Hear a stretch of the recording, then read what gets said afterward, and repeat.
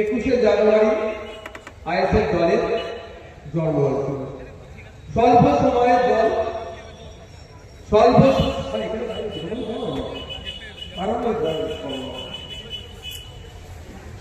সময়ের দল, মানুষের অধিকারের কথা বলার জন্য এগিয়ে চলছে।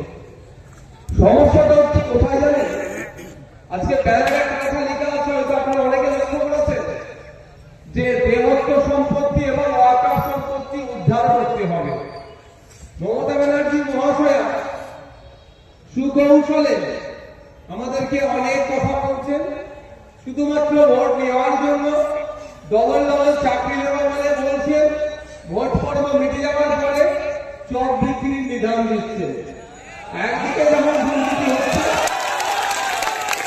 একবারের জন্য তার পরিবারের কাউকে চক বিক্রির কথা বলছেন না, বলছেন তাদের যারা চকে বসে থাকে তাদের পরিবারের সন্তানগুলোকে